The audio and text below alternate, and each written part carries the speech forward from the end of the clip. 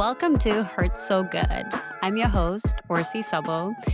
And on this podcast, we're going to be exploring with ultra athletes, endurance athletes, what it takes, not just physically, but more importantly, mentally, to do these long adventure races. What ultra athletes put themselves through is physically demanding and painful, but there has to be something on the other side that makes it all worth it.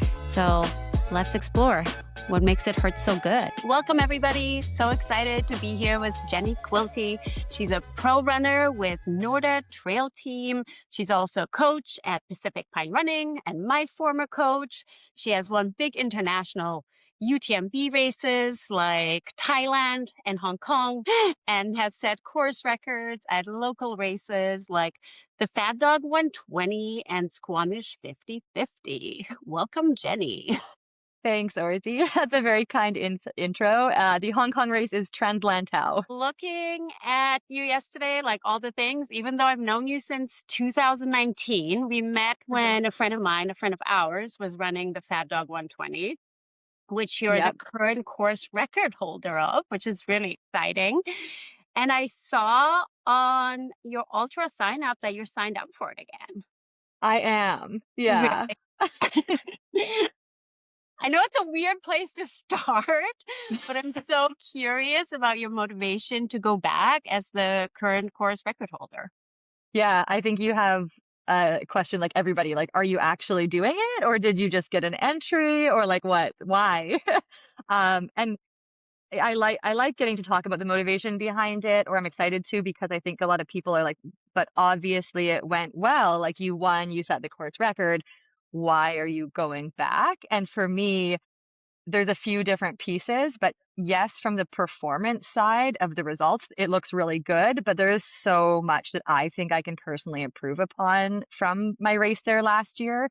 And with a race like that in the wilderness of Manning Park, BC, and it is, as you said, 120 miles, 203 to 206K, depending on your watch. Like you can't just you can't just go do, like, I mean, some people maybe can. I don't want to just go do that on a whim and string it together with like my own resources. I like it in a race when there's flags and crew and there's that race environment. So it's an opportunity to run in those really beautiful special places again with that access that way, like with the race, and then B, to actually know this time, like what that distance feels like. And I have done this so many times in my running journey over the last, let's say, 11 or so years, where I'm like, oh, I want a do-over because now I know. And I wish I was one of those people who could like nail everything the first time, but that's just not my journey. And I've accepted that.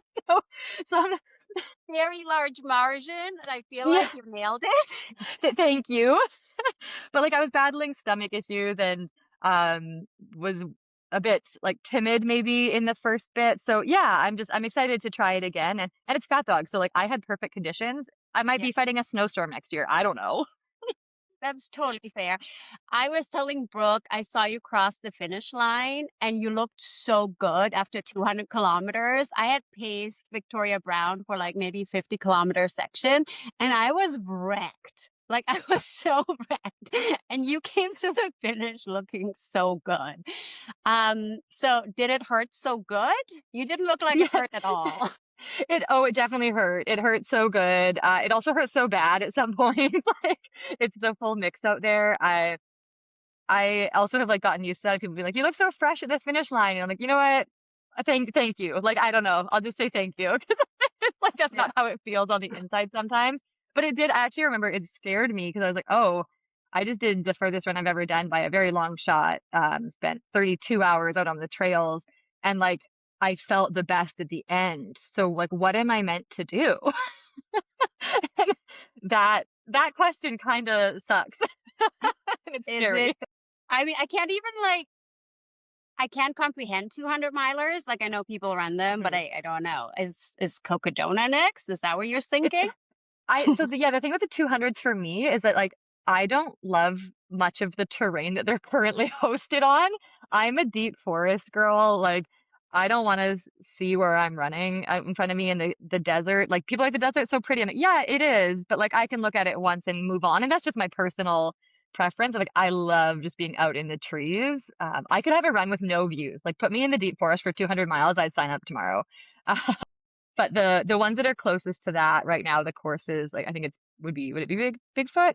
But it's like out and backs of different sections after the fires and stuff. So I'm like, you know what? If something pops up, maybe Divide 200 in Alberta, like that is more appealing to me. So it's definitely there, and I just keep flip-flopping between um the mix of being able to go do a 200 that has a competitive field and is like, yeah, what we kind of see right now in the States, if I want to run that terrain or not, or if I'm just drawn to the mountains and I just go do that and see what happens. But then, yeah, it's a lot to invest in a 200-mile race, like for your whole season. And I keep filling my seasons with other things. So we'll see. Surprised to see Bad Dog only because I know you had an automatic entry into UTMB, and Mm. that's a hard mountainous race. And obviously has a bigger profile than Fat Dog. I love Fat Dog. I'm so excited to see you there. I'll be pacing George, so I know Yay. I'll see you at the finish. So super excited for me, selfishly, because I love seeing you. But why not choose UTMB, which is just has like a higher profile? Yeah, again, like, I think with the theme of your podcast, like diving into the motivations of different things, I think I will do UTMB one day. Um, it is such a different event in terms of energy. And again, I think there's this really interesting division, not division, but like there's the opportunity to take either path right now in trail running with these big, prestigious, like world renowned events that are, that's kind of seen as like our Super Bowl, as they say, or our Olympics of trail running right now is UTMB.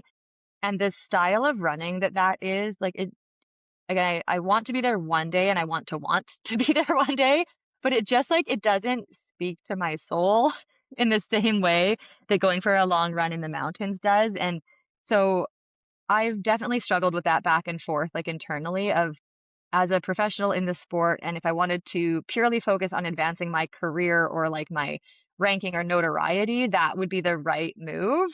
I honestly think I could go there and do relatively well given the type of terrain here I tend to do well on, and like the experiences I've stacked at this point with the distance and the different types of races I've done. But I also know I race best when I feel like I'm on an adventure and like my soul is being fulfilled by being out in the mountains. And that style of event where like truly right now, especially with all the racers starting at the same time, roughly, like there's different start times for like as the field moves out onto the course, but with everybody in the field kind of going on the trail at the same time, like you're in a line of people the entire way, whether you're at like, especially as a near the front female, you're in like, the first 200 spots overall with the men out there. And it's just, that's not my style of trail running. Like that, if I want that, I can show up to a 10K. Like, um, and I actually get a bit overwhelmed too by like the people on the sides of the trail screaming at you. So I'm like, I've already actually, yeah, talked to my coach. I'm like, if I go back, we're gonna use headphones. We're gonna like, have earplugs for certain aid stations because I just that's not like, yeah, that's not just like the style of trail running I've grown up with. So one day, but Fat Dog just makes me so fired up and excited for that silence in the mountains overnight and like crunching through the pine needles. Like I just, yeah, that makes me really happy. And so I've just chosen that. No, and it makes perfect sense. And it's a little bit like Ihor, I would say, right? He keeps choosing local things too, and Yeah. that's really Hmm. nice. And there isn't a ton of money to be made in trail No. running. So like choose whatever your heart. Yeah, I like Yeah. that. Yeah. Mhm. Thanks. And like, yeah, like, yeah, maybe you go there, have a great day and you get a 1 year contract out of it with some money. Like it's great. Like, and there's certain people who want to chase it even as like, as that, as their motivation. That's awesome. I've just think throughout the years with different opportunities that have come up, realized that like, that isn't what fires me up. And it'd be great if it was, but it's just not. Yeah, that's fair. I Mm. guess I only have like one sort of like other like career thing that I was thinking about with you. It's like I didn't even know Western states existed until you. Isn't that Oh, funny? The first time that's I quite ever sweet. watched Western States was in 2023 when you came 11. So like I just remember spending the entire day in front of YouTube and Russ just being like, "What's wrong with you?" And now he's like, if I'm ever spending a whole day in front of YouTube, he's like, "Is it Western States?" But before you ran it, I had like no idea what it was. And I didn't know how hard it was to get into it. And I didn't know how hard the golden ticket races were. Mhm. So I guess when you came 11th, I saw the next year, if you wanted to go back, you would just like go back because Mm. that's how fast you are. And you were 11th. And why wouldn't you get a golden ticket? Mhm. And I know you chased it the following year. What was it like? First of all, having that really big spotlight and so many people talking about you, and then the chase to get back there. I'd be really curious. Yeah, that's I think that was actually a really pivotal part in how I started to approach my racing and the decisions I've made in the last few years. Like that's definitely the longer story of the lead up to me being like, I can take these different paths, but what actually fulfills me? I loved racing states, and that means so much to me that you know of it because of me. Like, thank you so much for watching for almost 19 hours. Sorry. No, it If was I my go back, great it's gonna be pleasure. less. Yeah, if I go back, I'll at least have a little less time for you, I promise. I do wanna go back, like, that is one that race is so phenomenal, and it's really cool. It has that, like, local vibe, but a lot of big following and a deep field, but again, like, just, only so many people get in, and I think that keeps it really special.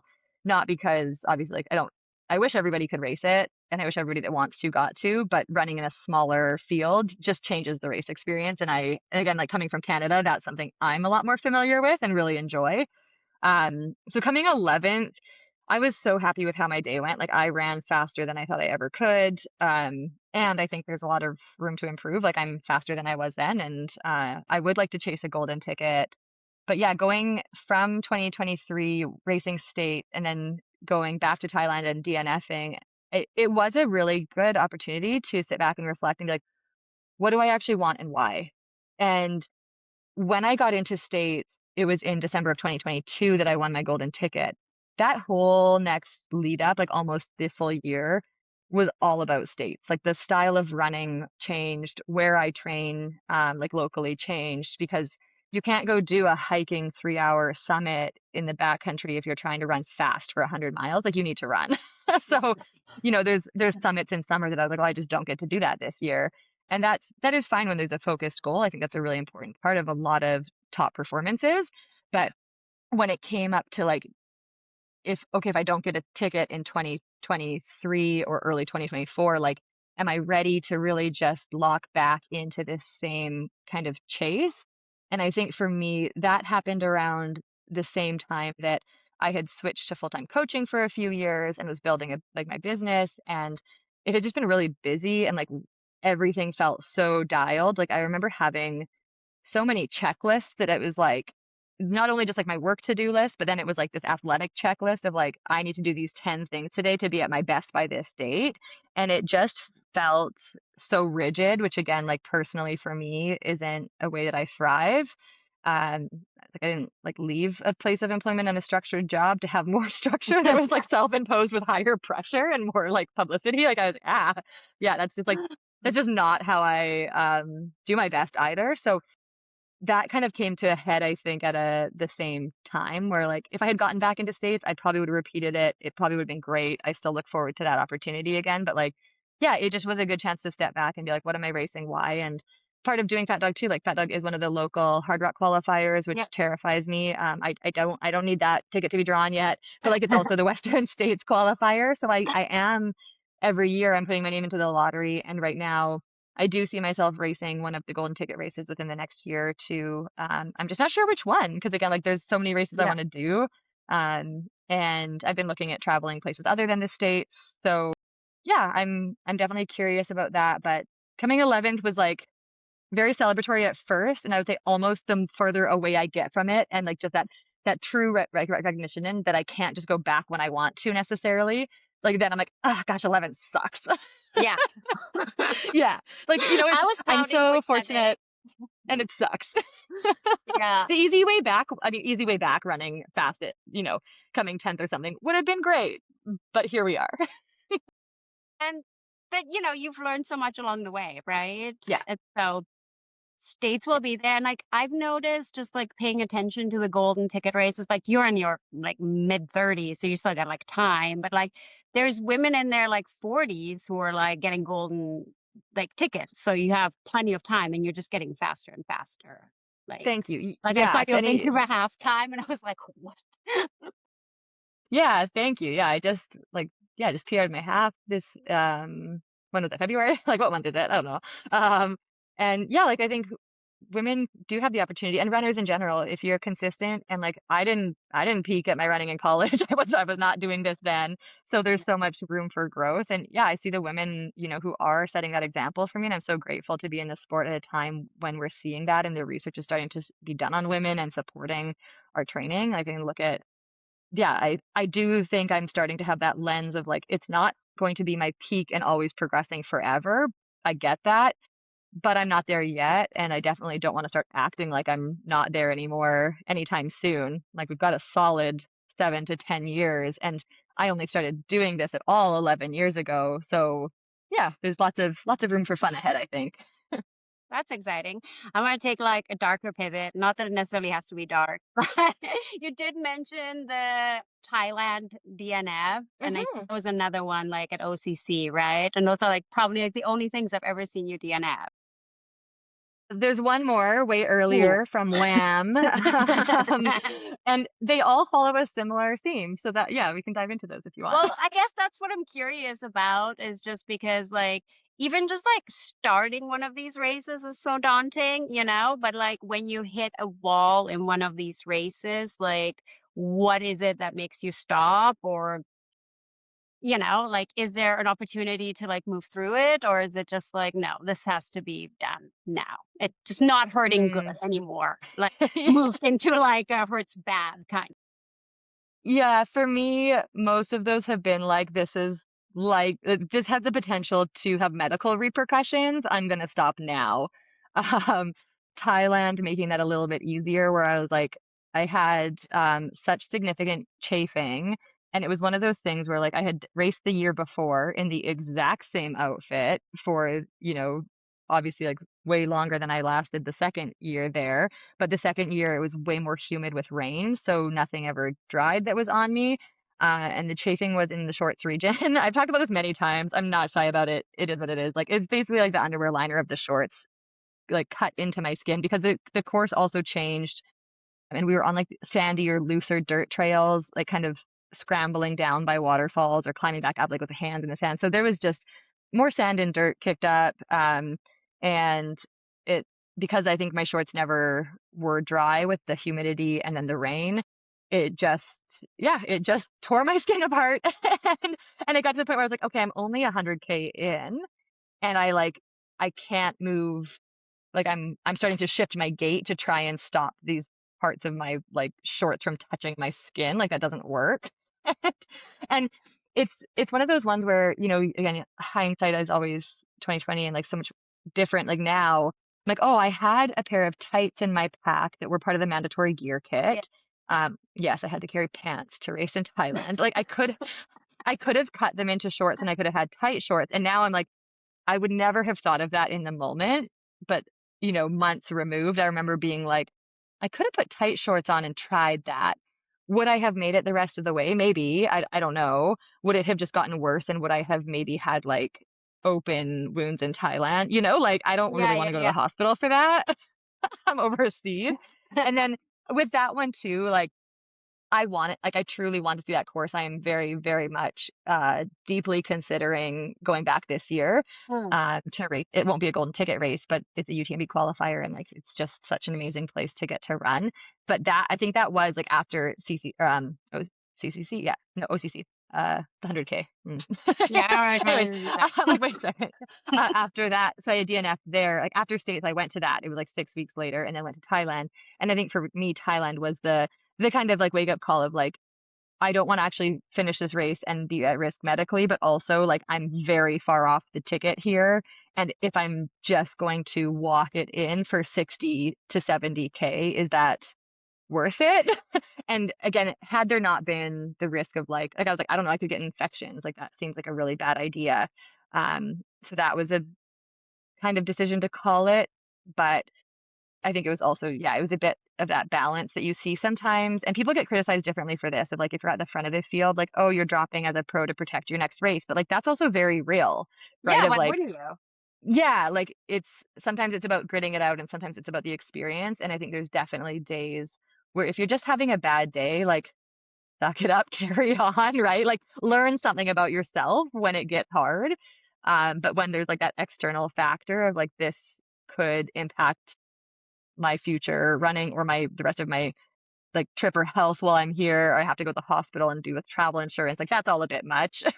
um, for a day that really I'd just be walking it in potentially. Um, and yeah, like after DNFing at the UTMB 100K event that year, that one I was just too tired from states. I had thrown it in because it was one of those where everyone is like, if you, I think again, like learning about the UTMB events, like if you get the opportunity, you go. So I was like, oh, like I have to go. And I traveled there. That trip was just a mess. I, I arrived there like 2 days before the race, I think. My baggage did not make it. Like my luggage didn't come with me, so I had no poles, no. I had my mandatory gear as much as possible on me, but like I didn't have my gels because those had to go in the pack because there was so many. Like I had 5 of them, or something like that. Yeah. Didn't have my poles, didn't like I had just the clothes I had worn, which was like a pair of sweatpants and a sweater, and then my race day kit. And I was like, I have to do a shakeout run. Like I have so much stuff just missing that I had planned. And then so because my bag was missing, it was stressful from the moment I arrived. And then I had to I missed my shuttle, which was over $100 to my Airbnb that so yeah, I missed that, had to figure out how I was getting to the hotel that day. And then Norda was great. They were so supportive. They took me around town and bought me everything that was missing. But it was just this, all just the extra stressors that, Yeah. and then to show up and be like, I'm still tired from the 100 miler I just did. Like, I wish I had just rode the high of states, and not tried to throw this other thing in. And I didn't want that next big stimulus of the race. Like, I wasn't ready for that next level of hype. That at that when I got 40K in, and actually, funny enough, the other DNF you didn't know about with the Wham 100K back in probably 2017, um, I had raced way too fatigued, and I tend to get kind of I describe it as an aerobic fatigue where I cannot breathe deeply. It kind of feels like a panic attack, but it's not. Like it's just aerobic fatigue, and as soon as my heart rate goes up, I start to kind of hyperventilate. It's real fun. and and so again, that kind of started to happen to me, and it was happening on flats, on downhills. And I was like, "Okay," I remember texting my coach David at the time, and I was like, "I don't think I'm okay, and I'm not even 40K in. Like, I'm not even halfway. I could keep going for the experience, but if this is how it's gonna go, I'm gonna be walking it in." And for me, yeah, that day again, I think I remember, yeah, I called him from the race course, and that's never a good sign. I need to call a friend. But it was I can't breathe. And I've tried walking, I've gone through my problem solving, um, and it's not working. So I could either sit down and chill for an hour, and I think I tried that at one of the aid stations. I'm just gonna snack, I'm gonna sit down, I'm gonna take a minute, and it was still happening again. And I was like, yeah, I think I just need to not do another 60K today.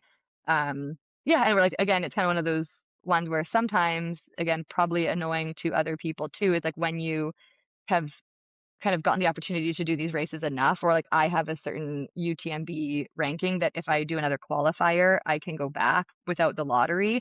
And I do have that's such a privilege, but I also have the awareness of that out there. I don't have to do it today as the once in a lifetime opportunity. So I'm not gonna put my body through And that. 60K is not a short distance. That's like one and a half No. marathons. And Just to I go don't want to and go for a walk. 60K walk. Yeah.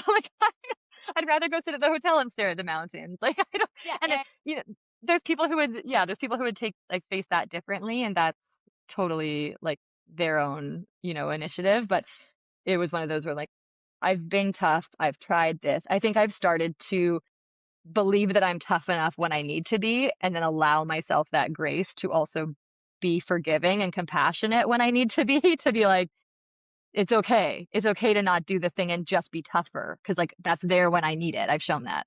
Yeah, no, 100%. Also, I don't think there's anything wrong with DNFing. I was just No. curious. Mhm. I guess it's these were really physical things, but I'm sure in all the races you've done over the last 11 years, there've been mentally there've been times where you haven't wanted to continue or kind of given up on yourself, but then sort of regain composure and did finish. Like how do you talk to yourself? How do you get out of one of those negative headspaces to get yourself to Mm. continue running and not shuffling, you know? Because it's one thing Yeah. to just like walk it in, it's another thing to like regain composure and actually like Mm. run. Yeah, that's actually such a good distinction to make because it is one thing just to like, yeah, be like, okay, this is the day and accept it. And then after people usually regret that because they're like, I think I could have done more. I just like settled into the challenge and like didn't try again. Um, yeah, first of all, too, like for for anybody, like those moments happen all the time. Like I think wherever you are in the field, it's very rare to do this and to be pushing yourself and to not have your brain want you to try, like, want you to stop. Like, that's just survival mechanism. It's a good thing we have that. I've had that, like, I actually think it was honestly probably up until some point, again, in the last year or so when I started racing so much more based on my values than performance, that some of that started to really shift for me, where it didn't come up every single race, where like I used to do every race and before the race even think like, oh, maybe I'm just like gonna get a little bit sick and I won't do it. Maybe, you'd be 10 like you'd be 10K in and like, oh, I don't wanna, like, not be okay, but, like, maybe my ankle's gonna roll just a little bit and then I can't finish. Like, but those would be my brain looking for outs from this thing that's physically hard. So, for me, I think I started to recognize those patterns early when, I would go into races and be like, "Why do I kind of want an out?" And they're like, "Oh," I like thinking about the actual, like, psychological side of it, right? Of, like, it's probably a survival mechanism. It's coming from the frontal, like, our smart parts of our brain that don't want us to do something to exhaustion when it doesn't see the point. Like, yeah, fair. It's not stupid to want to survive. But I also think I have the perk, like, as a coach of working with so many athletes and seeing these things come up for other people that I like, that's it serves me, honestly, like, when I know that every athlete, every human thinks this way at every level of performance, and then that helps me both for myself and communicate back to my athletes that, like, we all do this, so you're not less capable because of it. You're not, like, it's not harder for any one of us than somebody else. Like, I think obviously there's people who are born more optimistic or have different brain chemicals and those different things, but generally speaking, we are all fighting our brains in some way at some point. And so I think sometimes people think having a strategy or like planning how you're going to solve this when it feels fake is like not the right way to do it. I'm like, no, that's exactly what we do. A strategy is something you practice. It doesn't mean it feels natural or that it feels true right away. And that's what I've tried to hold on to of like I can tell myself in those moments, like you want to be here, you want to show up, like you love this. And sometimes it feels true and sometimes it doesn't. Yeah. But it keeps you moving through it. And when you start to do that in your training or in enough races, it starts to feel more quick to switch to that thinking, so more quick to, like, switch out of the negative thinking and trust it as a strategy. Just like if you're, yeah, running easy and you're like, "Oh, I wanna go faster," you start to shift your form, you start to breathe differently to support that movement.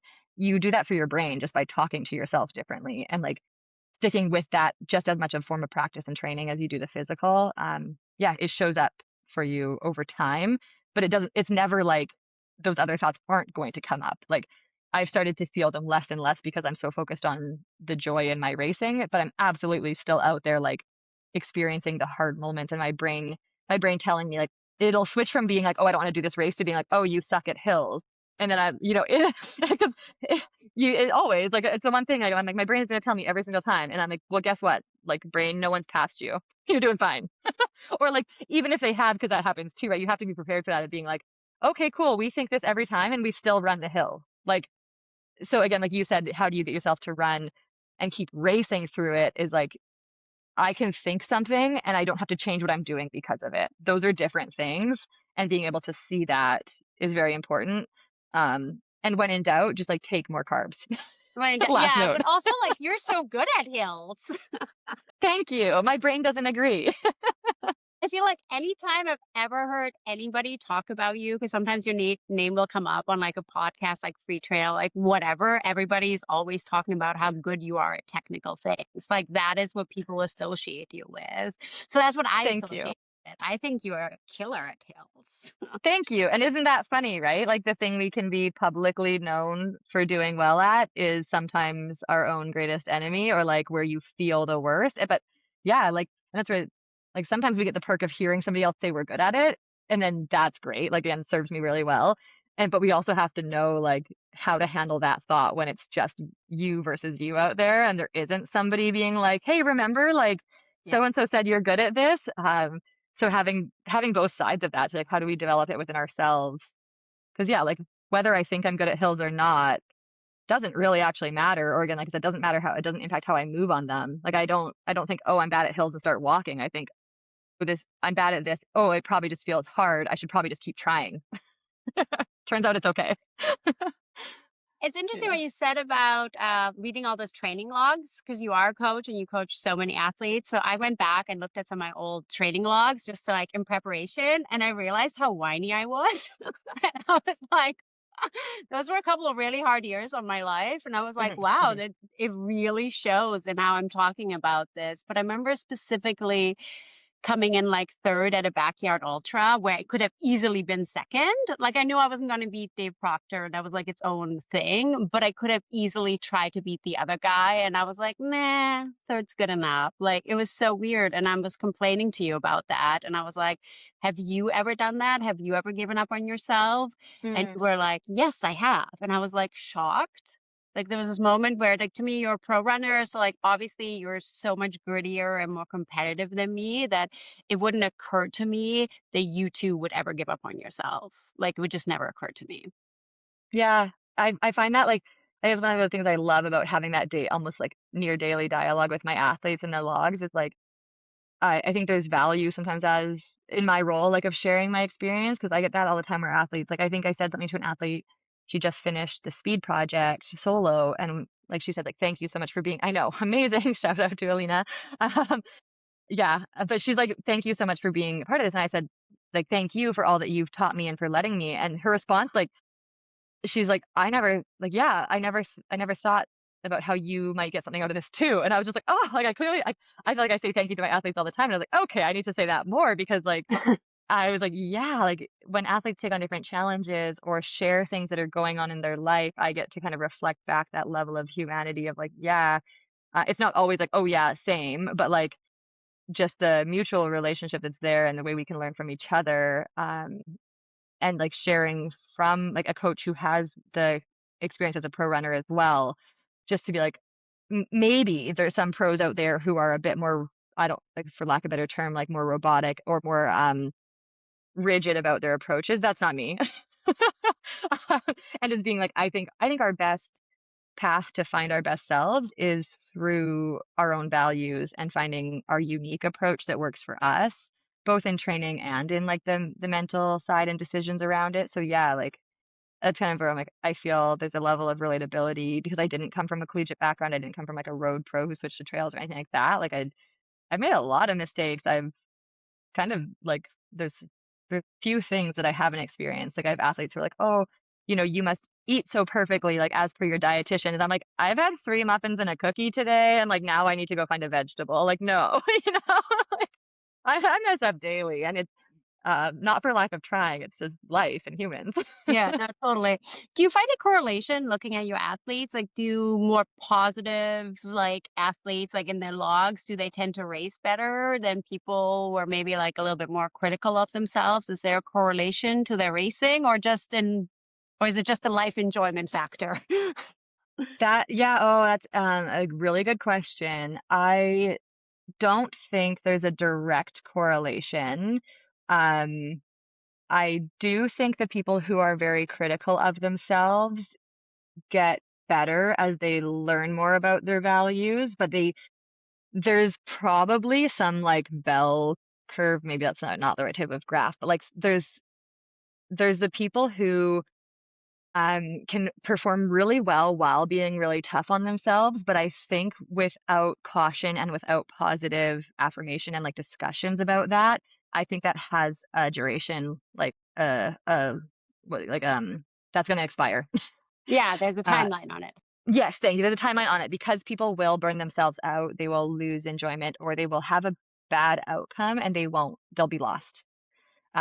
So I think that's yeah, they can perform very well. I've seen it many, many times where I'm like, again, I'm usually like, "You're so gritty, like, let's stop trying to be so tough because, like, I'm scared of what that's gonna do to you, and, like, let's go do something really silly and fun," or, like, if we do that, what are the process goals? How do we make sure that we feel good, not just based on some kind of almost, like, self-deprecating mindset? Like, um there's a lot of runners out there, like different voices who speak about their trauma being part of what drives them competitively. And I'm like, Yeah. I think there's a lot of value in therapy for trauma. And there are ways that people, even through grief, that's actually a very interesting one I find with athletes, where grief can create for some people this sense of aliveness that they feel in their training and their racing. And it allows them to dig deeper because they just feel so deeply connected to feeling things.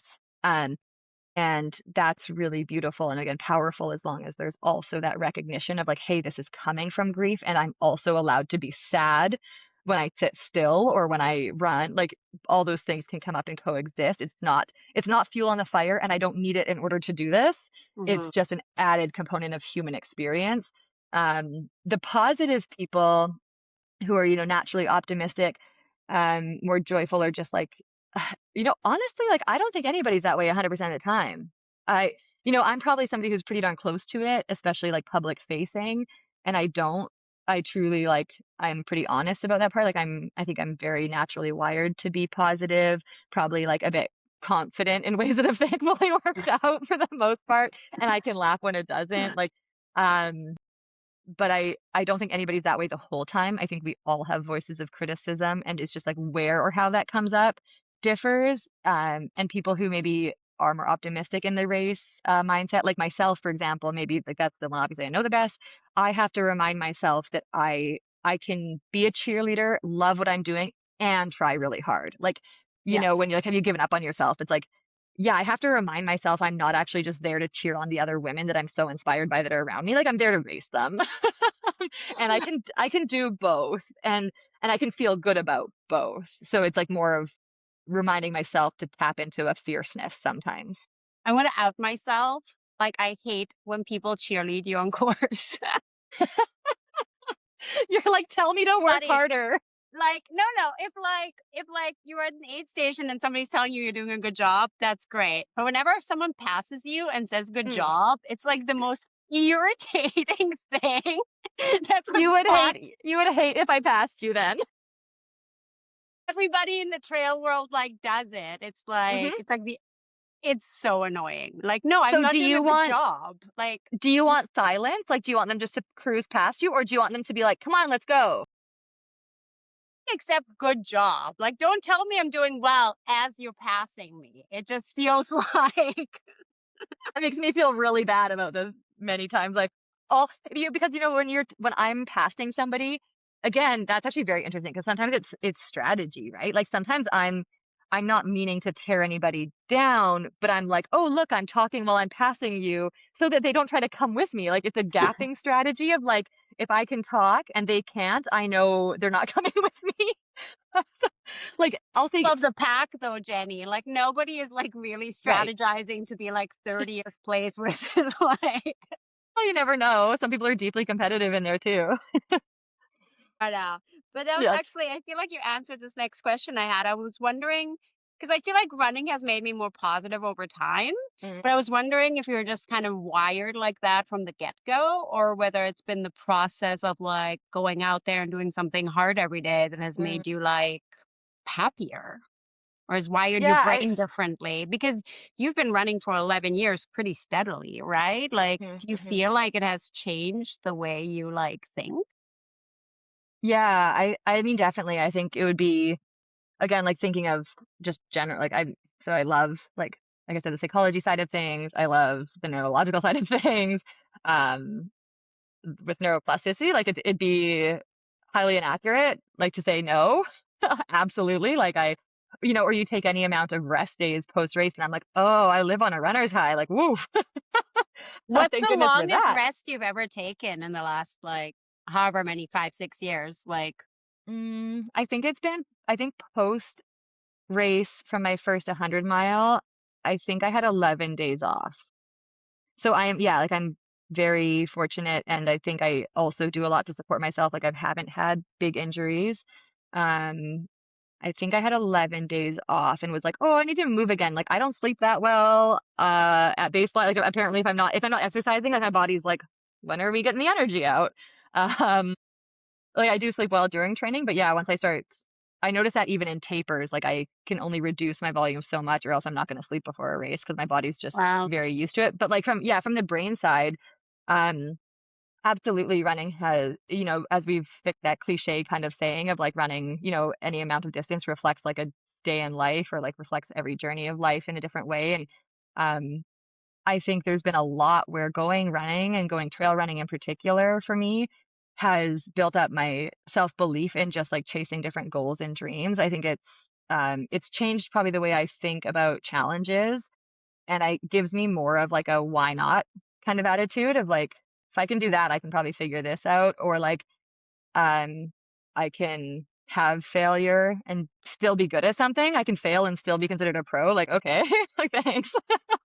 um, like it really opens up your eyes to the idea that things matter deeply and don't at all.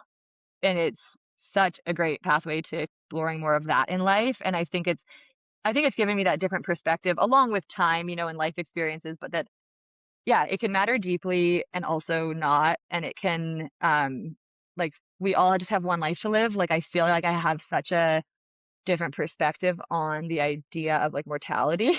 You want to go dark. But like, just that idea that, like, yeah, we only have one life, and I don't think you ever know where it's going to take you. And I try to let that be reflected both in my running journey. I never thought I would come 11th at Western States. I never thought I'd get a golden ticket to Western States. Like I thought I would enter the lottery for 8 years and maybe get to go one time and maybe never finish 100 miles. Like I don't know. Um, so it just, Question yeah, of mine was like when things switched for you, when you went from like being, because you were never really like a middle of the pack racer, you were always like pretty good, but you went from like pretty good to pro. And like it seems to be somewhere between like Squamish 50/50 2017, where you took 21 hours and you were still fifth. Can right, you just, you were still fifth. yeah, Like it wasn't yeah, like you're middle of the pack. And then 2 years later, you do it in 16 hours. You basically cave off 5 hours in a 2 year span.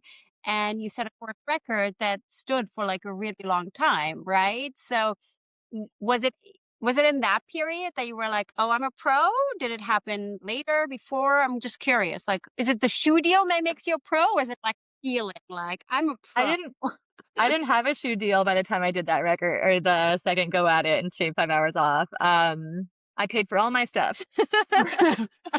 Um, but no, I honestly, I think that's an ever evolving concept for me. Like, I recognize, like, I am publicly recognized on the Norda Trail team. I run for an amazing brand that people want to be a part of every day. And um, I, and I still am like, am I a pro? So, because you always, like, we all do this, right? You win something and you're like, oh, but so and so wasn't there, so and so wasn't there, and we should not do that. It doesn't matter. You race the race you show up to, but like with that, like I'm like, oh, I'm on this team, and yes, it's absolutely globally recognized, but like, oh, but I'm not on Nike, who's been around for 100 years. I'm like, do I want to be? No. Like, I freaking love, like, again, Norda aligns so much with many of my values, and they're an outstanding company with morals and things that, are wonderful. So, but like, you always have that comparison metric of like, what is a pro? Like, oh, I know somebody's being paid in the six digits in this sport. So if I'm not, am I even a pro? And it's like, yes, like 100% yes, you are a pro. But like, yeah, that evolution for me, again, I think that balance of being a bit naive and optimistic and confidently open to challenges, where like when I did the 50/50 in 2017, it was, can I do this thing? Yes, and then 2 years later, I saw the times, and by that point, I had just kind of like, there obviously is an element of dedication, but there's also gift and talent, and I'm fortunate there where, like, I started to run races, and I was like, "Oh, well, I've ran that time for a 50 mile for the Squamish 50/50 record time of the 50 mile. I've ran that time and faster for a 50K.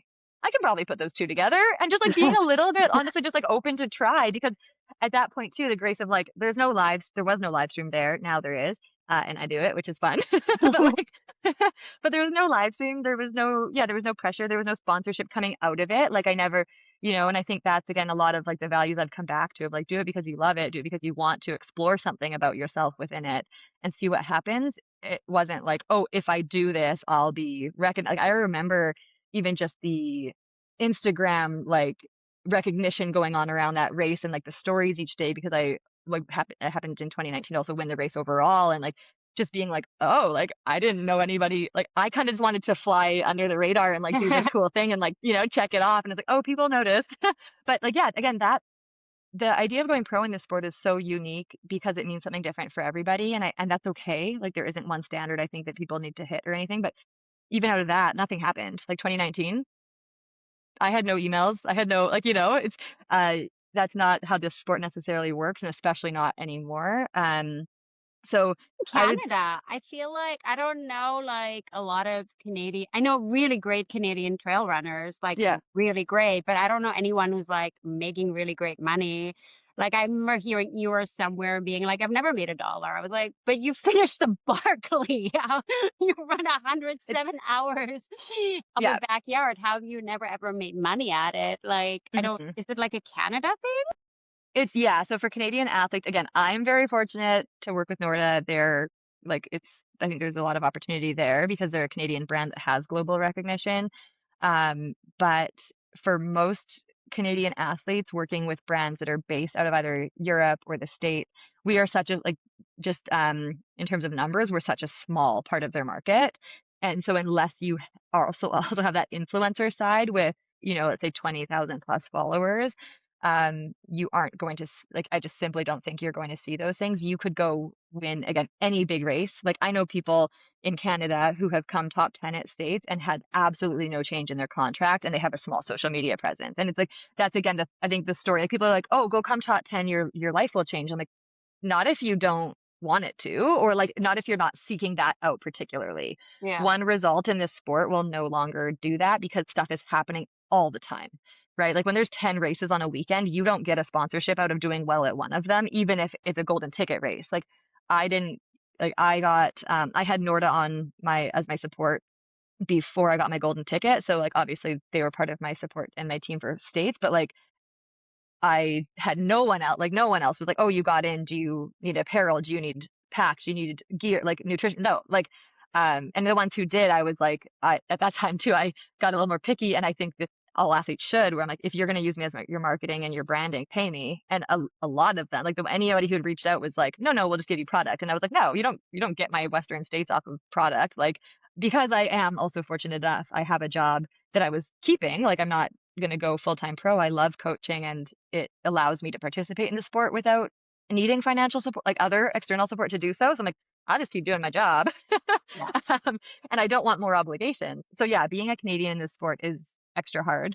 Um, I think for sponsorship and supports, and you need to have, I think, some online presence or a really big community presence.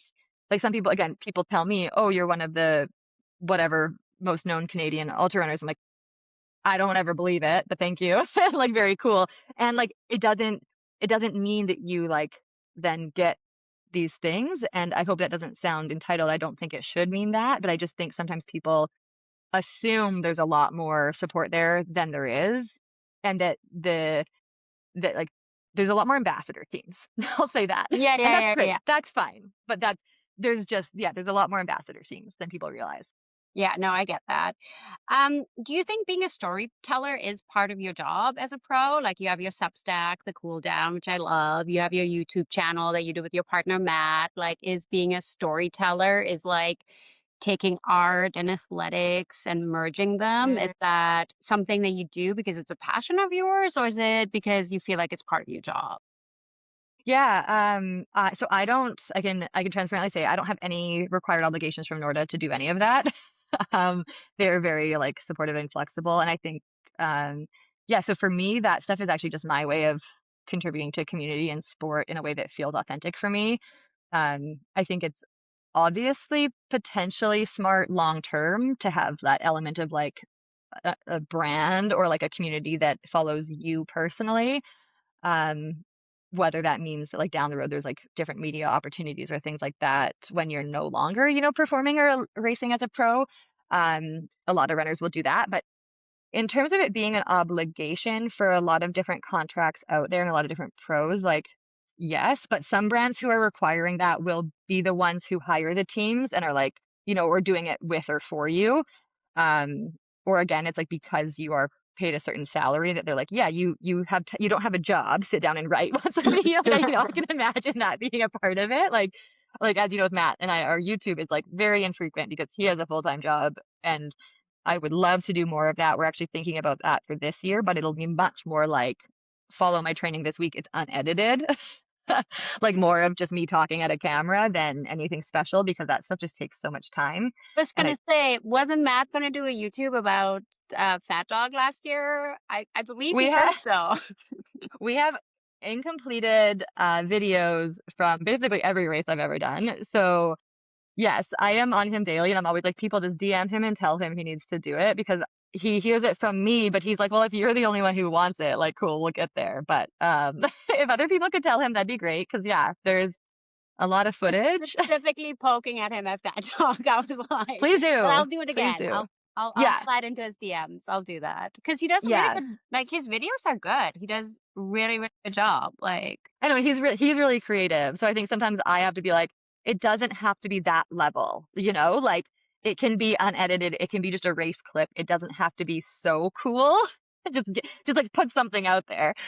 So yeah, we're kind of half working on that. I'll say I hope to do some training footage that's more blog style this year that I can just like pass off to him and he can just clip it together. Because I think again, just going back to Fat Dog, like I'd love to talk more about why I'm doing that and what that looks like and what other stuff that's like hopefully leading into for me.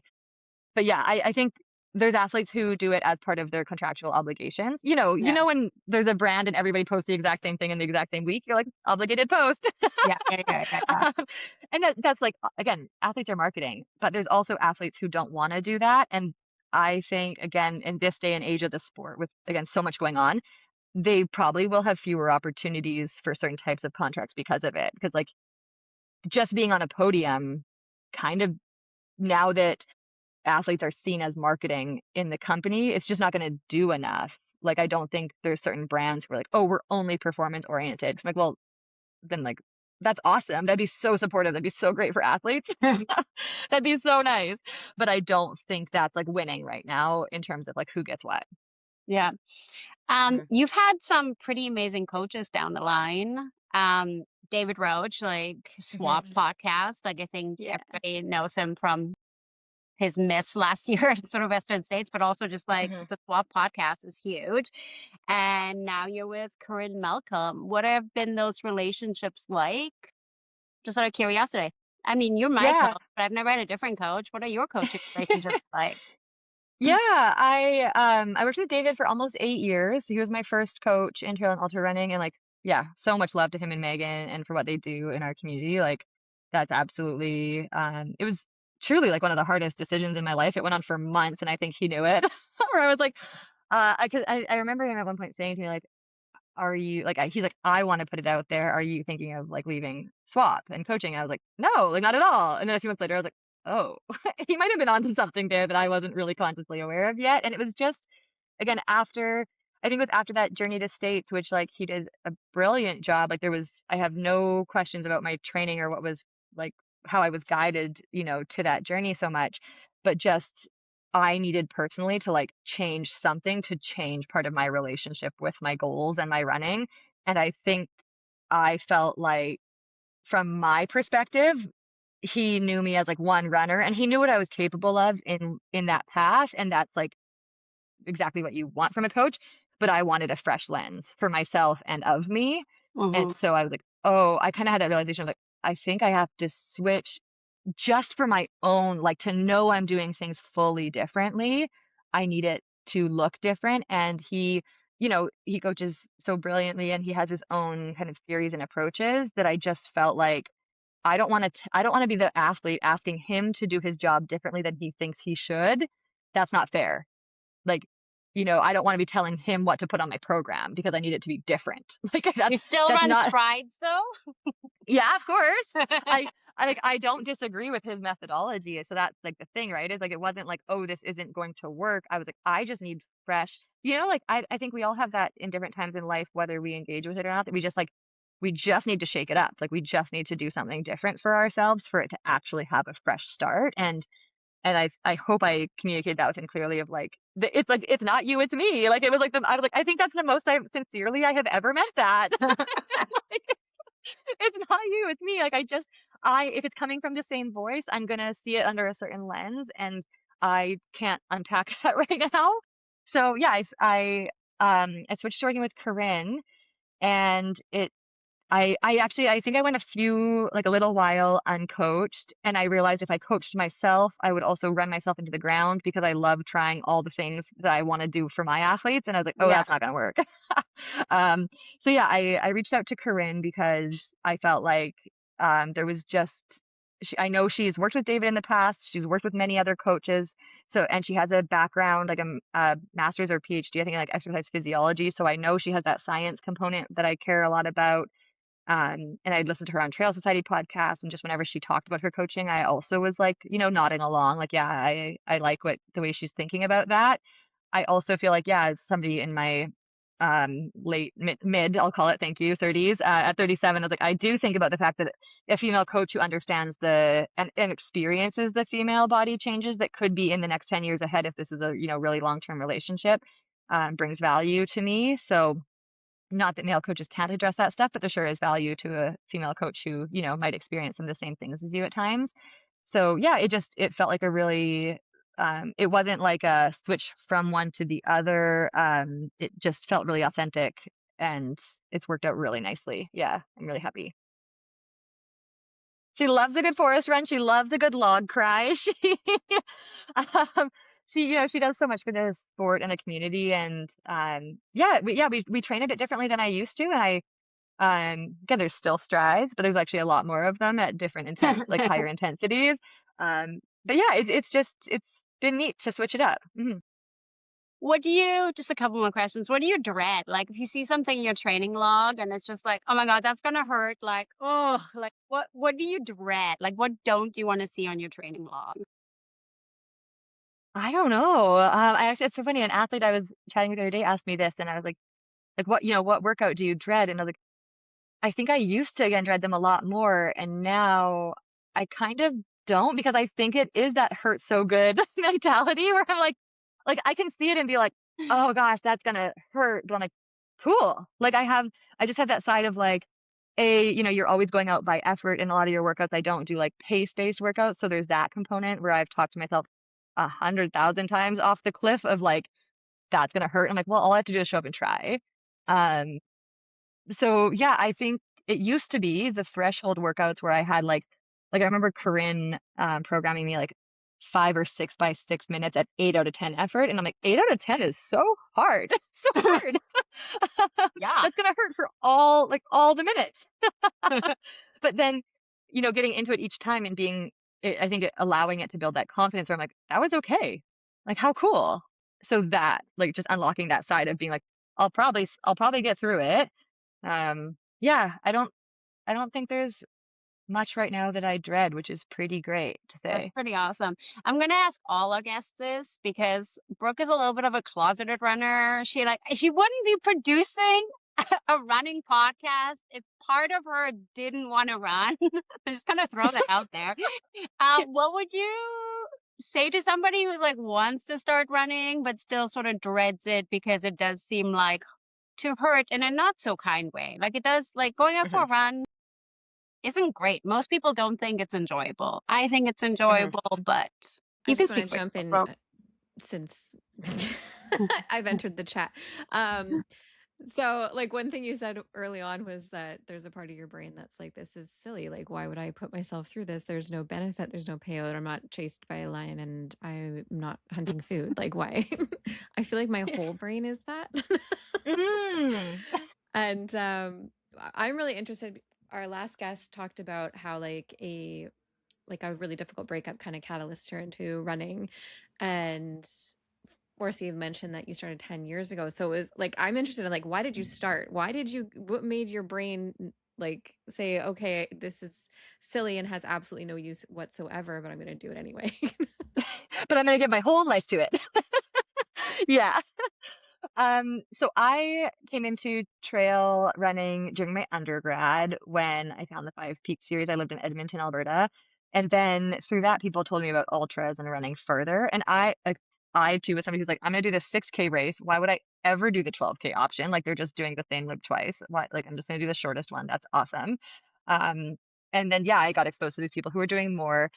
And what actually for me, it was the timeline of finishing my master's at UBC. And I had been such a structured, goal-oriented person of like, I go do my bachelor's, I do my master's, I become this, uh, all of which has changed. Like I did all those things and they all add value absolutely to, where I'm at now. But um, I think I had just seen that timeline. And when I finished school and was like starting my career as an occupational therapist, I was like, oh, well, what goal now? Like what? And so those seeds that had been planted of a 50K or a trail, like an ultra, it just, for me, it was just like, oh yeah, I don't know if I can do that the same way I didn't know where I could kind of go like through school. I should do that. So it wasn't fueled by I guess it was fueled by a major life transition, but it was just fueled by like again, a curiosity and this habit throughout my entire life so far at that point of being like directed towards a goal that had a finish line. And I was like, let's pick a bigger finish line of 50K in a day. Yeah. Brooke wants to do a half marathon. She put it on her Heck list yeah. of things she wants to do by the time she's 40. Yes. Okay. I have to make sure I'm getting this right. Amazing. Yeah. As a coach, where do you start? Mhm. Yeah, Give I her think tips. again, So she runs this week. yeah, so that Brooke gets out this week. What I would say to anyone who's just curious about running and might want to, start building that routine is like, I think set your foundation for success as best as you can. So look at when you actually have time in your day, like do the objective work first. When are you going to go in the day and where do you want it to fit? Set that alarm and like just go out the door. Just go start. Because when it's like when you show up to any start line, whether it's 5K, a half marathon, 120 miles, every single person is thinking like, how do I do the whole thing? And that's going to stop you every time or going to get in your way more often than not. Put on the shoes, step out the door, and again, find that balance of toughness and self-compassion where you're like, maybe the self-compassion gets you out at the door, and maybe for some people it's toughness. So figuring out which one works for you and be like, if it's self-compassion, maybe it's like I go out and I start with a walk. And if that feels good, I run. And you know what? Like if a road is straight and you run 5 minutes one way, you can turn around, but you can also keep going. And more often than not, you'll choose to keep going because you're already there doing it. Or like you see a cute dog, so it's fine. And like allow yourself to kind of embrace those parts of like each run as its own little adventure and then celebrate the toughness that, persevered like through it after. If you find that you like toughness, then give yourself that chat of like, yeah, I want to do this thing. I have to go do it. It's hard, but we're going anyways. And again, like start to set the foundation of what do you say to yourself that you think might actually work. Maybe it's telling a friend, maybe it's texting Orzi to be like, hey, I'm going for a run today. And later she's going to ask you if you did, like you can find what works for you. Maybe it's going with a friend, but sometimes that's like more difficult to do consistently with schedules. So yeah, to just make up your mind about when you're going to go and put the shoes on and just go outside. Like now is the time of year anyways to try that. Yes. Easier than in November. For sure. Thinking about Fat Dog, you mentioned it again and being sort of like talking about motivation. What's the big goal this year? What's different this year than last year? I think this year I would like to start working a bit harder earlier. Not that I ran the whole thing easy or anything, but like just kind of understanding a bit more of that balance of like how I can feel in different sections and still be okay for of course, like across the distance. And then also just managing my fueling and that side of it a bit better. I had some stomach upset going on for a lot of that race. And I know I can do better in my training leading up, just practicing more things better. I get kind of lazy out there and stick to what works for me, but then that shifts when you're out there for that long. So yeah, I need to do a better job. And like the big goal, obviously, to run faster. It's always to run faster. Yeah. But again, like that's The new condition course specific. record. Yeah, new course record. No, but like I think performance goal is one thing, but again, you just don't know what can happen out there. Like if we're in a snowstorm, I'm not going to run faster, most likely. So yeah, it'd just be to go out and I think to get that feeling of like having nailed it versus being like, oh, I could fix this, this, and this. That makes sense. Yeah. It's very exciting. Do you have you seen the lineup? Do you have competition No, out I don't there? look. I don't look. I don't want to know. You don't want to know? Mm-mm. Oh, that's interesting. Because you could spend your whole time training thinking about who's going to be there beside you, and then they don't even show. And you're like, well, that was wasted energy.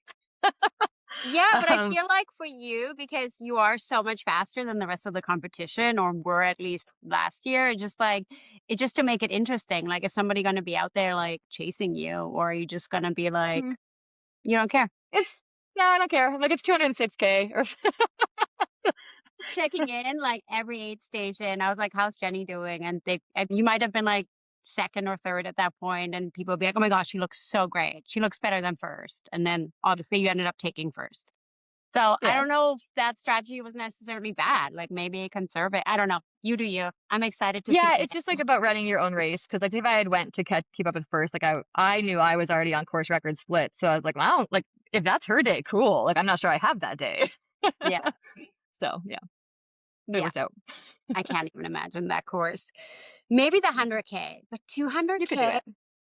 200K is like 2 nights. There's something about me that doesn't want to run through the night. Well, that's why I didn't do it for so long. Because I didn't want the second night, and it turns out I finished before it. So I was like, well, But I'm you're good. presuming you have the capability of running that fast. You don't have a second night. Well, I thought I would have a second night. Like I was leaving the last aid station, like give me my headlamp and my extra headlamp, and my crew's like, you don't need it. It's 2 p.m. Okay. Anyways, Yeah, you have the best crew. Is there anything thanks. we didn't talk about that you'd like to talk about? No, thank you so Okay. much. This was really fun. Yeah. Awesome. I love picking your brain. You're such an inspiration. Thanks. And I'll never be as fast as you, but it's so much fun following. Thank I you. hope you enjoyed that episode. If you get value out of it, please share it with a friend. It helps us so much. Comment, leave us a review, subscribe. You know all the things to do. We really appreciate you.